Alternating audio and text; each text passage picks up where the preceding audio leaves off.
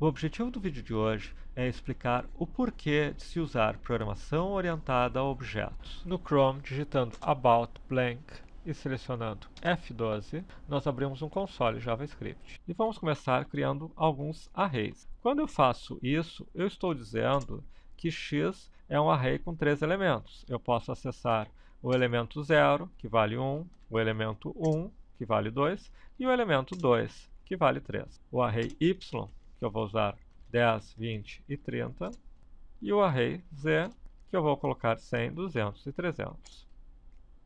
E agora eu vou criar uma função chamada função média. Ela retorna a soma dos elementos de 0, 1 e 2, dividido por 3. Agora, se eu disser média de x, eu tenho 2, média de y, eu tenho 20, e média de z, eu vou ter 200. Mas agora vamos dizer que nós temos dois cálculos de médias diferentes. E vamos dizer que nas variáveis nós temos essa informação, que x, por exemplo, é um tipo de informação que tem um cálculo de média diferente de talvez z. Nós vamos dizer que x tem um parâmetro, o quarto parâmetro, que é a média normal. Que y tem também esse parâmetro, média normal. E que somente z tem um parâmetro diferente, que diz média ponderada. Bom, e a nossa função de média vai ficar um pouco mais sofisticada. Eu vou copiá-la aqui de um arquivo texto, que diz basicamente que se o terceiro parâmetro for média normal, eu faço esse cálculo, e se for média ponderada, eu faço esse outro, onde eu dou 2 vezes mais peso para o último parâmetro em relação aos demais. Então agora, quando fazemos o média de x e de y, temos os mesmos resultados, mas a média de z dá um resultado diferente, porque ele testa que o z é uma média ponderada e faz um cálculo diferente. Só que agora vamos implementar esta mesma solução por uma outra abordagem. Observem. O JavaScript usa uma forma pouco usual de trabalhar com orientação a objetos. Outras linguagens, em geral, utilizam classes. O JavaScript permite que você crie funções que têm dentro delas variáveis e outras funções. Então, eu estou criando aqui uma função elemento com 3 elementos, com 3 números. Eu estou armazenando esses números aqui, x1, x2, x3, num array, mas também estou criando uma função, a função média, que é a função do cálculo da média entre os 3. Eu vou criar um elemento A1, vou usar esse comando new, que me cria um novo elemento, um novo objeto. New elemento 1, 2 e 3.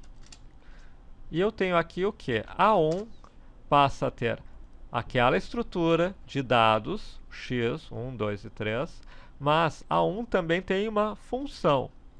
Ou seja, quando eu chamo A1.média, ele me dá a média, que é 2. Ou seja, usando essas estruturas, e eu não quero aqui gastar tempo falando especificamente sobre isso, quero apenas ficar na essência da lógica da orientação a objetos, eu estou dizendo que em vez de ter apenas os dados e ter uma função que lê variáveis para decidir o que fazer com esses dados, eu estou colocando numa estrutura não só os dados, mas também as funções, métodos vinculados a esse objeto. Qual é a diferença prática disso? Vamos criar uma função elemento 2.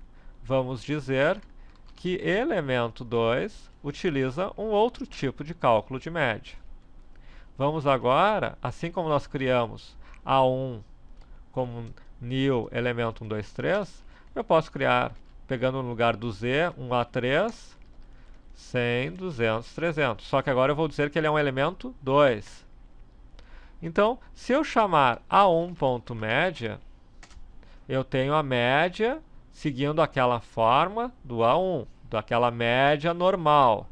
Mas se eu chamar o A3.média, eu tenho a média ponderada.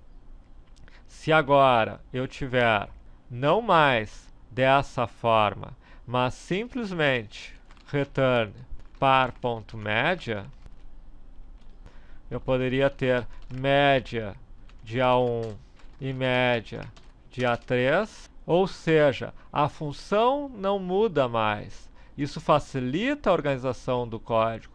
Se eu tiver um A4 que tem um outro tipo de cálculo de média, a minha função não se altera por causa disso. Por quê? Porque diretamente no A3, no A4, etc., além dos dados, eu tenho os métodos que interagem com esses dados.